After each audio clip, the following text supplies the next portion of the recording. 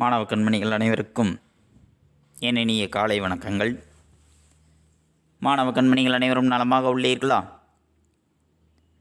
மாணவ கண்மணிகள் தங்களுடைய வழிபாட்டினை கூறிவிட்டீர்களா? நன்றி. நான் ஒரு நல்ல ஆசிரியர். நான் உங்களுக்கு தாயாகவும் தந்தையாகவும் இருந்து முறையான கல்வியை அன்புடன் போதிப்பேன். நான் ஒரு நல்ல ஆசிரியர்.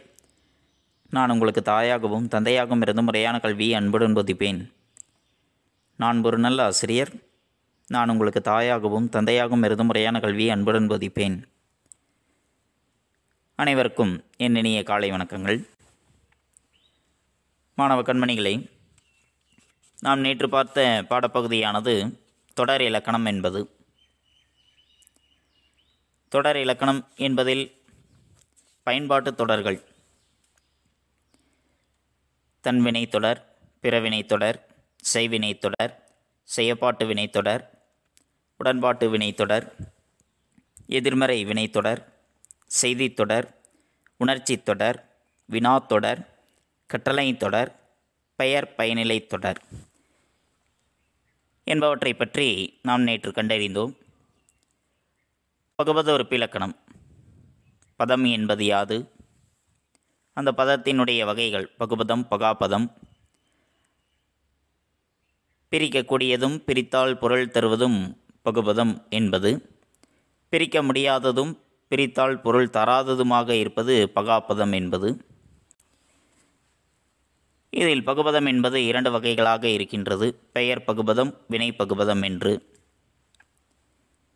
பகுபத உறுப்புகள் என்பது 6 வகைகளாக இருக்கின்றன.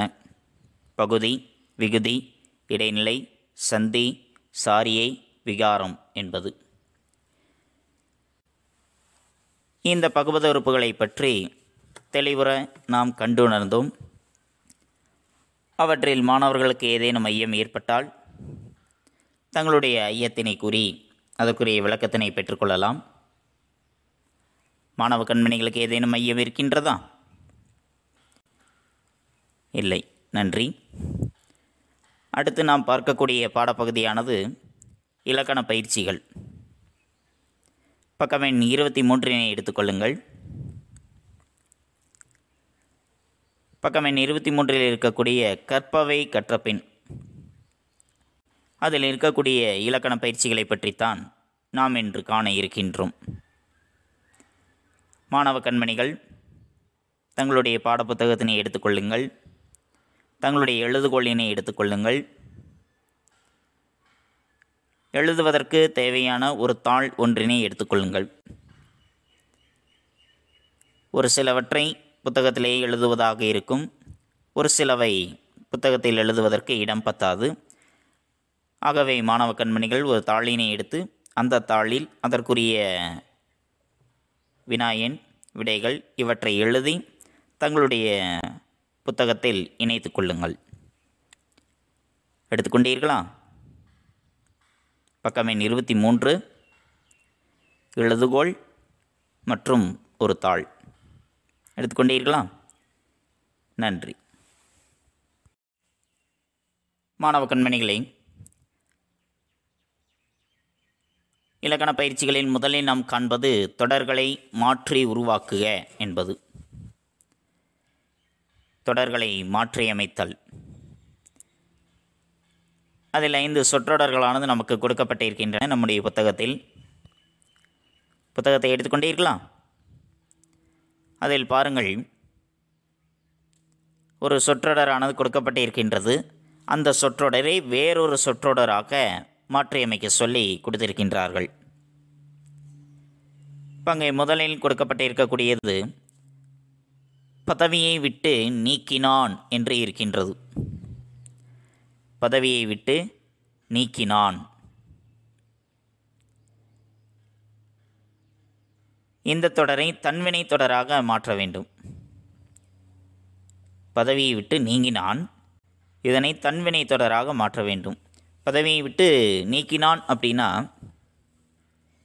ஒருவன் பதவியை விட்டு நீக்கிவிட்டான், இன்னொருவனை நீக்கிவிட்டான். 2 பேர் இருக்கின்றார்கள். அதில் ஒருவனினுடைய பதவியை விட்டு இன்னொருவன் நீக்கிவிட்டான். அப்போ இது பிறவினை தொடராக இருக்கின்றது. இந்த பிறவினை தொடரை தன்வினை தொடராக மாற்றியமைக்க வேண்டும். அதாவது அவர் தானே அந்த செயலை செய்திருக்க வேண்டும். அச்செயலை இன்னொருவரை செய்ய வைத்திருக்கின்றார். இன்னொருவரை செய்திருக்கின்றார். அவர் எழுவாய் பதவியை விட்டு நீக்கினான் அப்படிங்கும் பொழுது அவர் இன்னொருவரை நீக்கிவிட்டார். இப்பொழுது தன்வினையாக மாற்றும் பொழுது அந்த எழுவாய் தானே அச்செயலை செய்ய வேண்டும். அப்போ எவ்வாறு வரும்? பதவியை விட்டு நீங்கினான் என்று வர வேண்டும். அதுதான் சரியானது. அதுதான் தன்வினை தொடர். அவர் தானே அச்செயலை செய்து கொண்டார். மாணவ கண்மணிகள் எழுதுங்கள். இது உங்களுடைய புத்தகத்தில் எழுதுவதற்கு இடம் இருந்தால் எழுதுங்கள்.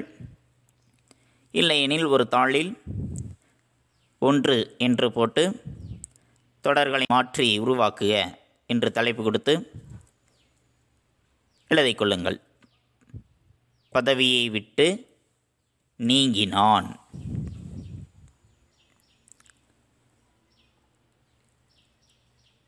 எழுதிக் கொண்டீர்களா? நன்றி. அடுத்த 2வது, மொழியியல் அறிஞர்கள் திராவிட மொழிகளை ஆய்வு செய்தனர். மொழியியல் அறிஞர்கள் திராவிட மொழிகளை ஆய்வு செய்தனர். இதனை பிறவினை தொடராக மாற்ற வேண்டும்.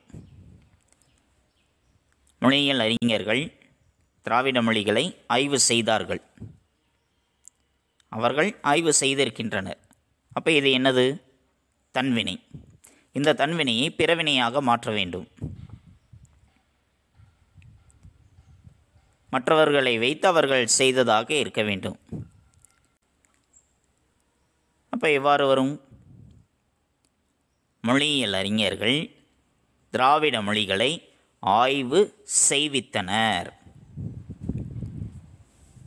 செய்வித்தனர் என்றால் அவர்கள் மற்றவர்களை வைத்து அச்செயலை செய்திருக்கின்றார்கள். பிறரை கொண்டு அச்செயலை அவர்கள் செய்திருக்கின்றார்கள்.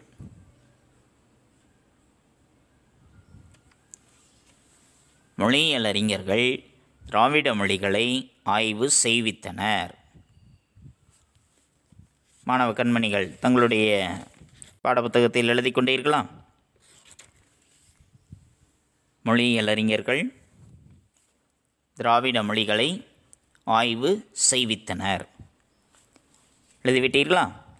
அடுத்து 3வது, உண்ணப்படும் தமிழ்த்தேனே. உண்ணப்படும் தமிழ்த்தேனே. இத்தொடரை செய்வினை தொடராக மாற்ற வேண்டும்.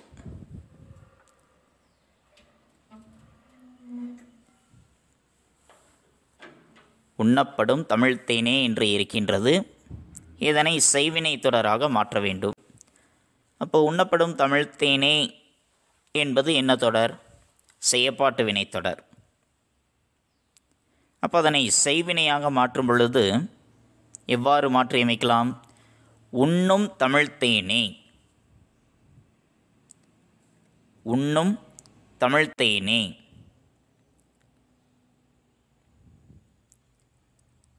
எழுதி கொண்டீர்களா? உண்ணும் தமிழ்த்தேனே.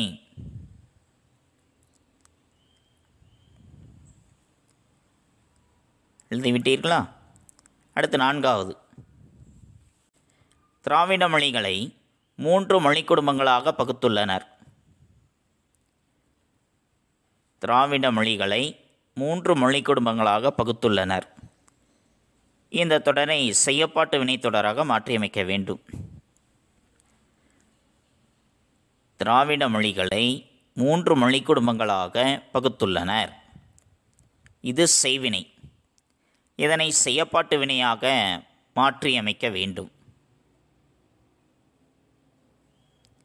திராவிட மொழிகள் 3 மொழி குடும்பங்களாக பகுக்கப்பட்டுள்ளன. திராவிட மொழிகள் 3 மொழி குடும்பங்களாய் பகுக்கப்பட்டுள்ளன. இது செய்யப்பாட்டு வினைத்தொடர். எழுதி கொண்டீர்களா? அடுத்த 5வது, நிலவன் சிறந்த பள்ளியில் படித்தார். நிலவன் சிறந்த பள்ளியில் படித்தார். இந்த தொடரை பிறவினை தொடராக மாற்ற வேண்டும். இப்போ நிலவன் சிறந்த பள்ளியில் படித்தார், அவரே படித்திருக்கின்றார். அப்போ அது எனது தன்வினை, எழுவாய் தானே அச்செயலை செய்திருக்கின்றார். அதை அவர் மற்றவர்களை கொண்டு செய்யும் பொழுது அது பிறவினையாக மாற்றியமைக்க வேண்டும். அப்போ என்ன வரும்? நிலவன் சிறந்த பள்ளியில் படிக்க வைத்தார். நிலவன் சிறந்த பள்ளியில் படிக்க வைத்தார். அவர் இன்னொருவரை ஒரு சிறந்த பள்ளியில் படிக்க வைக்கின்றார். அப்போ அது என்னது? பிறவினை தொடர் என்பது. புரிந்ததா மாணவர்களே? இப்பொழுது எப்படி தொடர்களை மாற்றியமைப்பது என்பது நன்கு புரிந்ததா? நன்றி. மாணவ கண்மணிகளே, அடுத்து நாம் பார்ப்பது சொற்களை தொடர்களாக மாற்றியமைப்பது என்பது. நமக்கு சொற்கள் மட்டும் கொடுத்திருக்கின்றார்கள். அந்த சொற்களை வேறு சில சொற்றொடர்களாக மாற்றியமைக்க சொல்லி கொடுத்திருக்கின்றார்கள். அங்கே மொழிபெயர் என்று இருக்கின்றது. அந்த மொழிபெயர் என்ற சொல்லை தன்வினையாகவும் பிறவினை தொடராகவும் மாற்றியமைக்க வேண்டும். மொழிபெயர் என்ற சொல்லை தன்வினை தொடராகவும் பிறவினை தொடராகவும் மாற்றியமைக்க வேண்டும். தன்வினை அப்படின்னா தானே செய்வது, பிறவினை என்றால் பிறரை செய்ய வைப்பது. இப்பொழுது அதற்கு தொடராக நாம் மாற்றியமைக்கும் பொழுது தன்வினை எப்படி எழுதலாம்?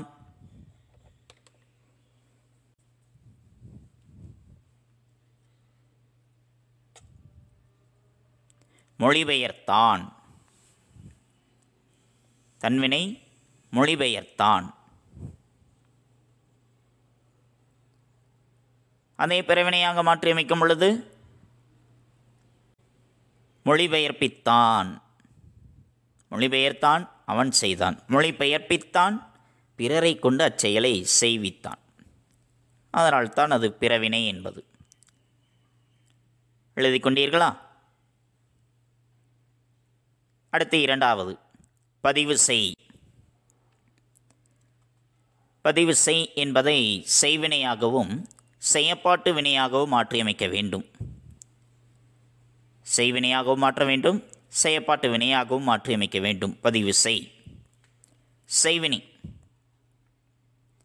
அங்கே எதனை முதன்மைப்படுத்துகின்றது? எழுவாயை முதன்மைப்படுத்துகின்றது. அவன் வருகையை பதிவு செய்தான்.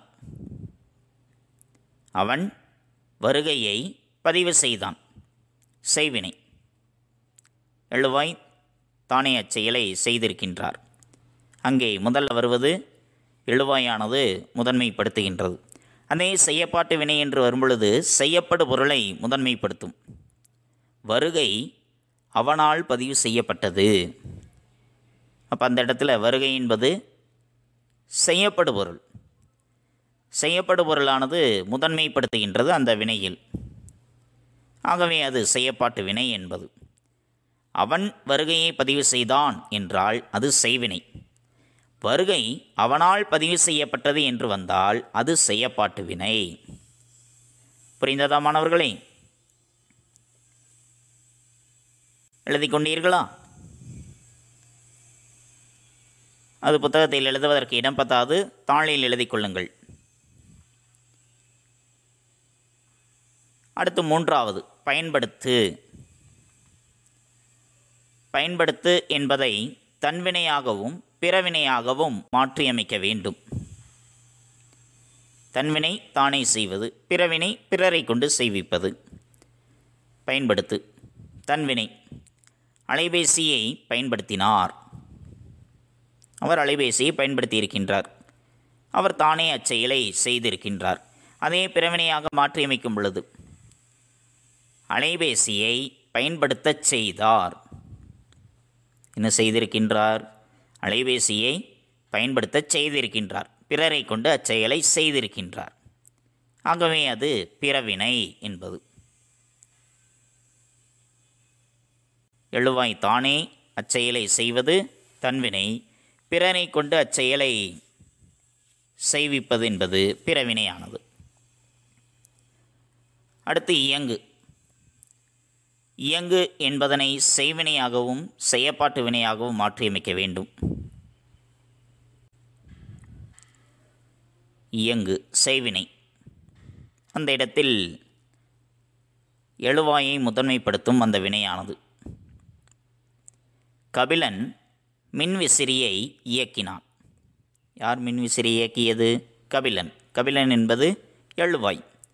எழுவாயை முதன்மைப்படுத்துகின்றது அந்த வினையானது. ஆகவே அது செய்வினை. அந்த செய்வினையை செயப்பாட்டு வினையாக மாற்றியமைக்கும் பொழுது மின்விசிறி கபிலனால் இயக்கப்பட்டது. மின்விசிறி கபிலனால் இயக்கப்பட்டது. அப்போ அங்கே எதனை முதன்மைப்படுத்துகின்றார்கள்? செய்யப்படுபொருளை முதன்மைப்படுத்துகின்றார்கள். ஆதலால் அது செயப்பாட்டு வினை என்பது. புரிந்ததா மாணவ கண்மணிகளே? மொழிபெயர் என்பது தன்வினையாகவும் பிறவினையாகவும் மாற்றியமைக்க வேண்டும். தன்வினை மொழிபெயர்த்தான், பிறவினை மொழிபெயர்ப்பித்தான். பதிவு செய் என்பதனை செய்வினையாகவும் செயப்பாட்டு வினையாகவும் மாற்றியமைக்க வேண்டும்.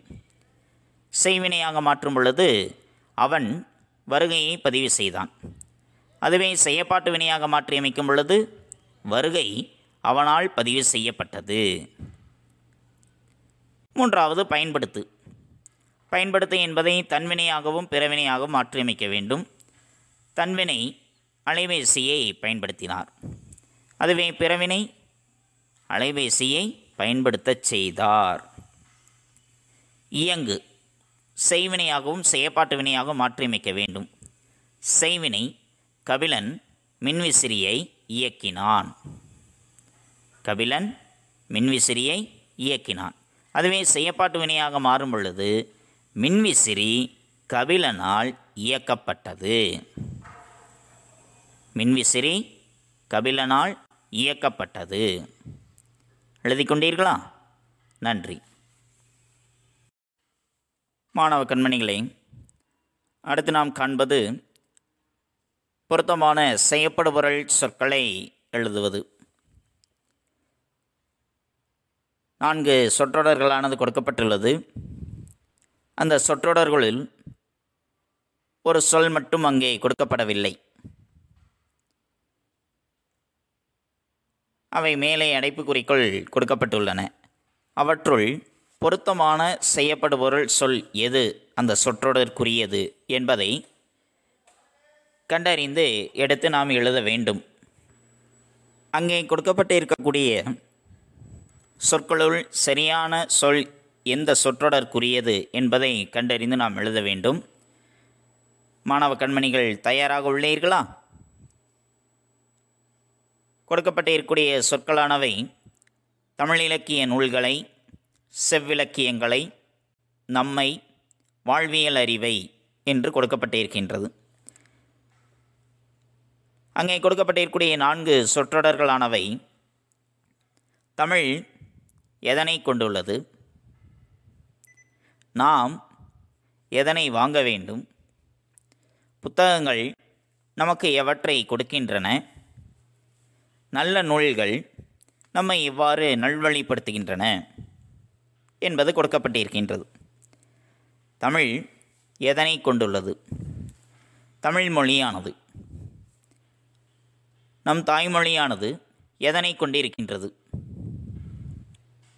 தமிழ் இலக்கிய நூல்களை, செவ்விலக்கியங்களை, நம்மை, வாழ்வியல் அறிவை. எதனை தமிழ் கொண்டிருக்கின்றது? எதனை கொண்டிருக்கின்றது? செவ்விலக்கியங்களை கொண்டுள்ளது. தமிழ் செவ்விலக்கியங்களை கொண்டுள்ளது. மாணவ கண்மணிகள் தங்களுடைய எழுதுகோளில் புத்தகத்தை எழுதிக் கொள்ளுங்கள்.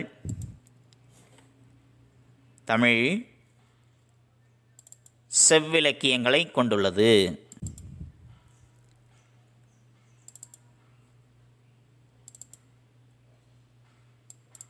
மாணவ கண்மணிகள் எழுதி கொண்டீர்களா? நாம் எதனை வாங்க வேண்டும்? நாம் எதனை வாங்க வேண்டும்? தமிழ் இலக்கிய நூல்களையா, நம்மையா, வாழ்வியல் அறிவையா? நாம் எதனை வாங்க வேண்டும்? தமிழ் இலக்கிய நூல்களை வாங்க வேண்டும். நாம் எதனை வாங்க வேண்டும்? தமிழ் இலக்கிய நூல்களை வாங்க வேண்டும். எழுதி கொண்டீர்களா? தமிழ் இலக்கிய நூல்களை.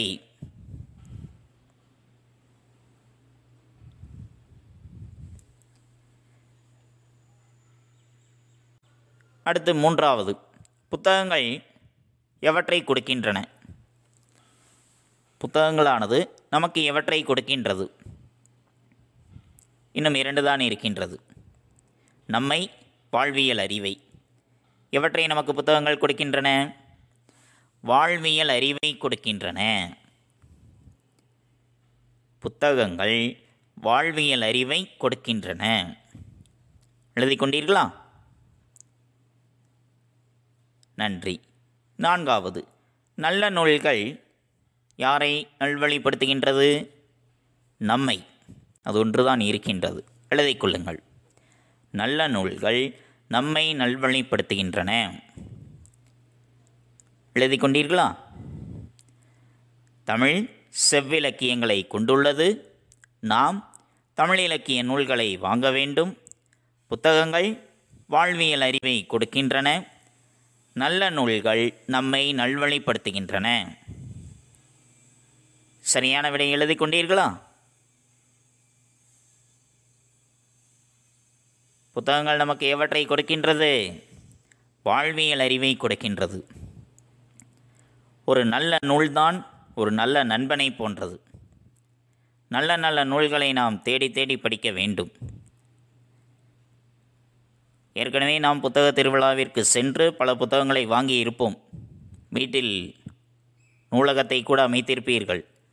அதில் இருக்கக்கூடிய நல்ல நூல்களை எடுத்து இந்த சமயத்தில், இந்த ஊரடங்கு காலகட்டத்தில் பயனுள்ள வகையில் நாம் அதனை பயன்படுத்த வேண்டுமென்றால், மாணவ கண்மணிகள் நல்ல புத்தகத்தினை எடுத்து அவற்றை படியுங்கள். அவை நம்முடைய வாழ்வை நல்வழிப்படுத்தும். நமக்கு வாழ்க்கைக்கு தேவையான அறிவை அவற்றை அந்த புத்தகங்களானது நமக்கு தருகின்றன. புரிந்ததா மாணவர்களே? நன்றி. மாணவ கண்மணிகளை, அடுத்து நாம் காண்பது பொருத்தமான பெயரடைகளை எடுத்தெழுதுவது என்பது.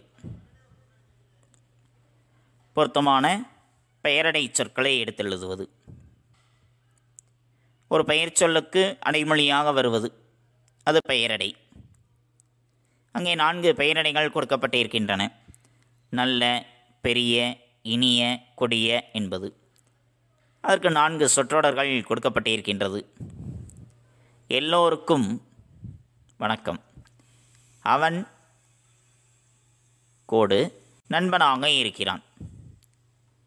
ஓவியமாக வரைந்து வா, விலங்கிடம் பழகாதே என்று 4 சொற்றொடர்கள் கொடுக்கப்பட்டிருக்கின்றன. இதில் பொருத்தமான பெயரடைகளை எடுத்தெழுத வேண்டும். இதனை மாணவ கண்மணிகள் தங்களுடைய புத்தகத்திலேயே விடை எழுதி கொள்ளலாம். எல்லோருக்கும் வணக்கம். நல்ல வணக்கம், பெரிய வணக்கம், இனிய வணக்கம், கொடிய வணக்கம். இது வரும் இனிய வணக்கம். எல்லோருக்கும் இனிய வணக்கம். எழுதி கொண்டீர்களா? நன்றி.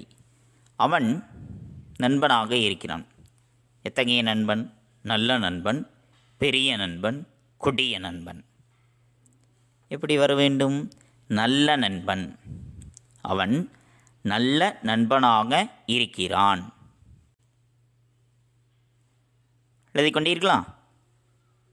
அடுத்தது, ஓவியமாக வரைந்து வா.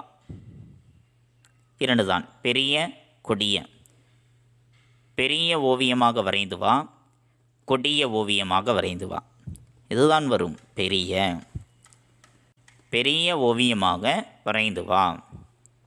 அப்போ மீதம் இருக்கக்கூடியது ஒன்றே ஒன்று தான். என்னது? கொடிய. கொடிய விலங்கிடம் பழகாதே. எழுதி கொண்டீர்களா? எல்லோருக்கும் இனிய வணக்கம். அவன் நல்ல நண்பனாக இருக்கிறான். பெரிய ஓவியமாக வரைந்து வா, கொடிய விலங்கிடம் பழகாதே. எழுதி கொண்டீர்களா? நன்றி. அடுத்து நாம் எழுதுவது பொருத்தமான வினையடைகளை தேர்வு செய்க. இதற்கு முன்பு பொருத்தமான பெயரடைகளை தேர்ந்தெடுத்தோம். பெயர் சொல்லுக்கு அடைமொழியாக வருவது. இப்பொழுது நாம் எழுதக்கூடியது வினைச்சொல்லுக்கு அடைமொழியாக வருவதை தேர்வு செய்து எழுத வேண்டும். அதேபோல் 4 விடைகளானது கொடுக்கப்பட்டிருக்கின்றன. அழகாக, பொதுவாக, வேகமாக, மெதுவாக என்று. அந்த 4ற்குரிய வினையடைகள்: ஊர்தி சென்றது, காலம் ஓடுகிறது, சங்க இலக்கியம் வாழ்க்கையை காட்டுகிறது,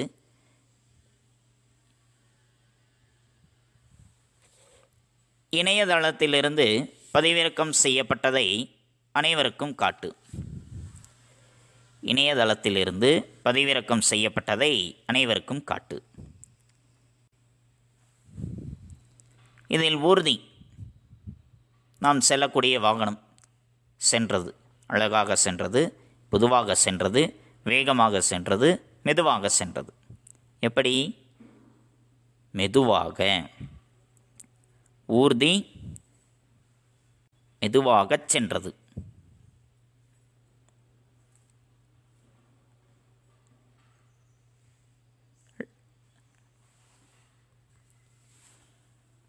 காலம் ஓடுகிறது.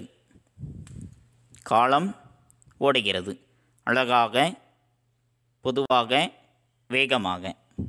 காலம் எவ்வாறு ஓடுகிறது? வேகமாக ஓடுகிறது. எழுதிக் கொள்ளுங்கள். வேகமாக.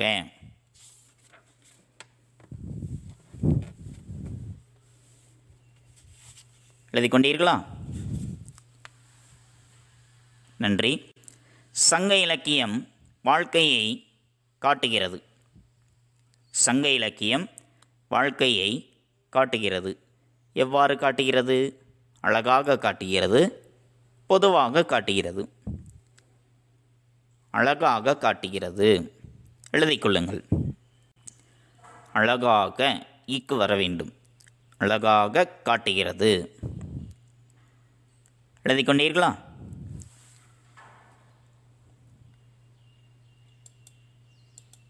நன்றி. அடுத்து 4வது. இணையதளத்திலிருந்து பதிவிறக்கம் செய்யப்பட்டதை அனைவருக்கும் காட்டு. ஒன்றே ஒன்று தான் இருக்கின்றது. என்னது? பொதுவாக. இப்போ இணையதளத்திலிருந்து பதிவிறக்கம் செய்யப்பட்டதை அனைவருக்கும் பொதுவாக காட்டு. அங்கே ஈக்கு வர வேண்டும். எழுதி கொண்டீர்களா? ஊர்தி மெதுவாகச் சென்றது, காலம் வேகமாக ஓடுகிறது, சங்க இலக்கியம் வாழ்க்கையை அழகாக காட்டுகிறது, இணையதளத்திலிருந்து பதிவிறக்கம் செய்யப்பட்டதை அனைவருக்கும் பொதுவாக காட்டு. எழுதி கொண்டீர்களா? நன்றி. மாணவ கண்மணிகளே, அடுத்து நாம் எழுதுவது அடைப்புக்குறிக்குள் கேட்டுள்ளவாறு தொடர்களை மாற்றி எழுதுக என்பது. 3 சொற்றொடர்கள் கொடுக்கப்பட்டிருக்கின்றது. அந்த சொற்றொடர்களை அடைப்புக்குறிக்குள் உள்ளவாறு மாற்றியமைத்து எழுத சொல்லியிருக்கின்றார்கள். அதிலே முதல் சொற்றொடரானது நம் முன்னோர் இயற்கையோடு இயைந்த வாழ்வு நடத்தினர். நம் முன்னோர் இயற்கையோடு இயைந்த வாழ்வு நடத்தினர். நம்முடைய முன்னோர்கள் இயற்கையோடு இணைந்த வாழ்க்கையை நடத்தினார்கள்.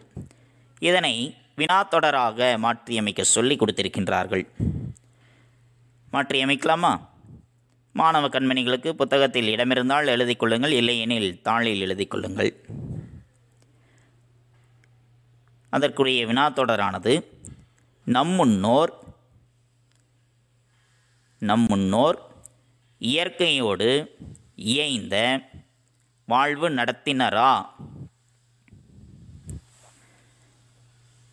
நம் முன்னோர் இயற்கையோடு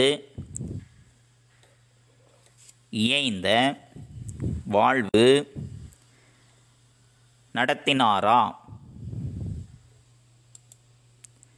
நம் முன்னோர் இயற்கையோடு இயைந்த வாழ்வு நடத்தினாரா?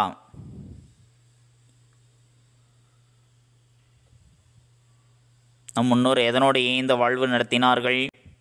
இயற்கையோடு இணைந்த வாழ்வை நடத்தினரா என்பது. அல்லது நம் முன்னோடு இயற்கையோடு இணைந்த வாழ்வை நடத்தினார்களா? அல்லது நம்முடைய முன்னோர் எதனோடு இணைந்த வாழ்வு நடத்தினர்?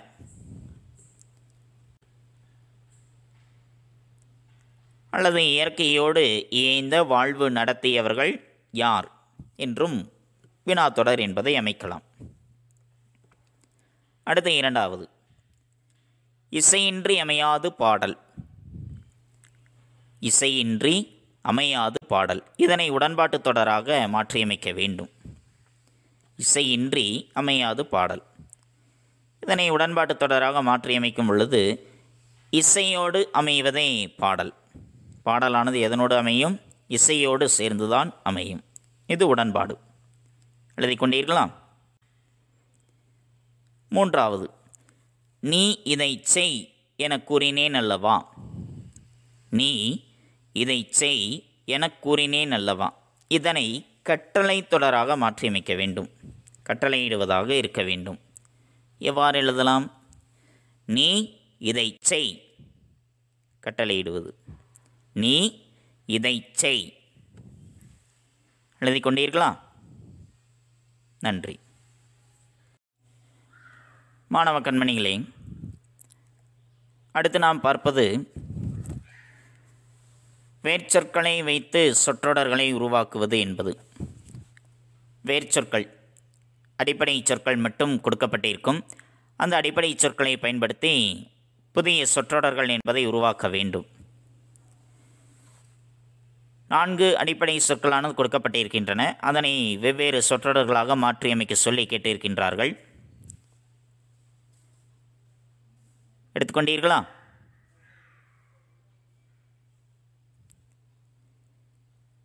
முதலில் இருப்பது தா என்பது.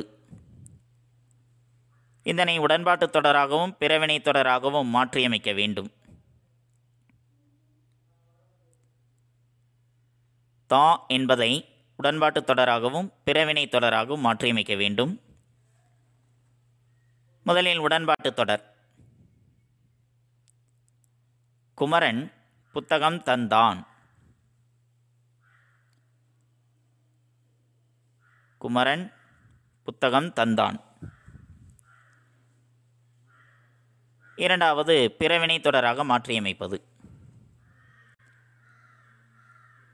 குமரன் புத்தகம் தருவித்தான். உடன்பாட்டு தொடராக வரும் பொழுது குமரன் புத்தகம் தந்தான். அதை பிறவினை தொடராக மாற்றியமைக்கும் பொழுது குமரன் புத்தகம் தருவித்தான். எழுதி கொண்டீர்களா? அடுத்து இரண்டாவது கேள் என்பது. கேள் என்பதை வினாத்தொடராக மாற்றியமைக்க வேண்டும். இதனை கேட்டது யார்? இதனை கேட்டது யார்? எழுதி கொண்டீர்களா? அடுத்து மூன்றாவது கொடு. கொடு என்பதனை செய்தி தொடராகவும் கட்டளை தொடராகவும் மாற்றியமைக்க வேண்டும்.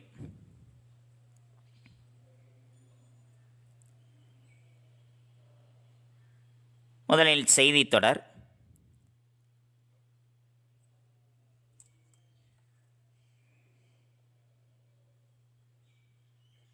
என் தந்தை நாளைக்கு கொடுப்பார். என் தந்தை நாளைக்கு கொடுப்பார்.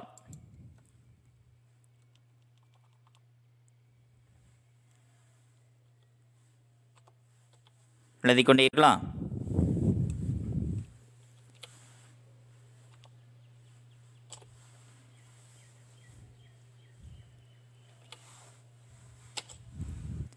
என் தந்தை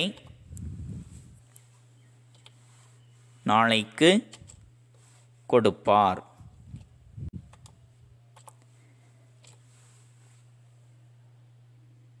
அடுத்து கட்டளை தொடரானது.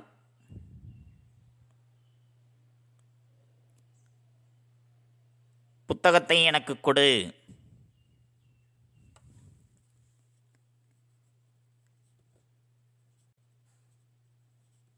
புத்தகத்தை எனக்கு கொடு.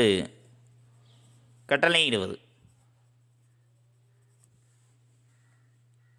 அடுத்து பார். பார் என்பதை செய்வினையாகவும் செய்யப்பாட்டு வினையாகவும் பிறவினையாகவும் மாற்றியமைக்க வேண்டும். பார் என்பதை செய்வினையாகவும் செய்யப்பாட்டு வினையாகவும் பிறவினையாகவும் மாற்றியமைக்க வேண்டும்.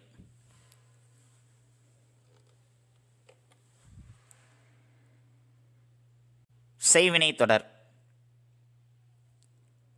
கண்ணன் படம் பார்த்தான். கண்ணன் படம் பார்த்தான்.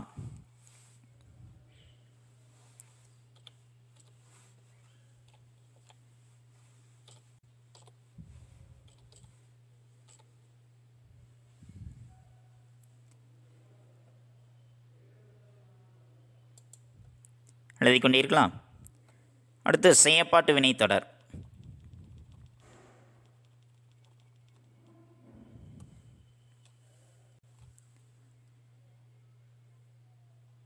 படம் கண்ணனால் பார்க்கப்பட்டது.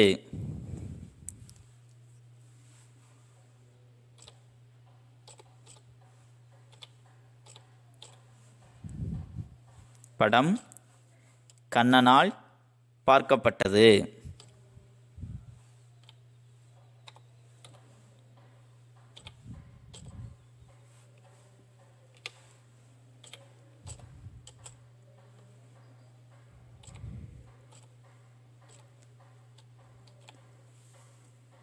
எழுதிக்கொண்டிருக்கலாம். அடுத்தது பிறவினை தொடர். கண்ணன் படம் பார்க்க வைத்தான். கண்ணன் படம் பார்க்க வைத்தான். எழுதிக்கொண்டிருக்கலாம் மாணவர்களே. நன்றி. மாணவ கண்மணிகளே, இதுகாரும் இலக்கண பயிற்சிகளை பற்றி கண்டறிந்தோம். தொடர்களை எவ்வாறு மாற்றியமைப்பது, பொருத்தமான செய்யப்படுபொருள் சொற்களை எடுத்தெழுதுவது, பெயரடை வினையடை சொற்களை அமைப்பது, அடிப்படை சொற்கள் வேர்ச்சொற்களை வைத்து சொற்றொடர்களை உருவாக்குவது என்பதை பற்றி கண்டறிந்தோம். இதுபோன்று வேறு எந்த சொற்கள் கொடுத்தாலும் வேறு தொடராக மாற்றியமைக்க சொல்லி கேட்டார்கள் என்றால் அதனை எப்படி மாற்றியமைப்பது என்பதை பற்றியும் கண்டுணர்ந்தோம். தொடர்களை மாற்றியமைப்பதில் சற்று பயிற்சி எடுத்துக்கொள்ளுங்கள். அடுத்து நாம் காண்பது பாடப்புத்தகம் படித்தல்.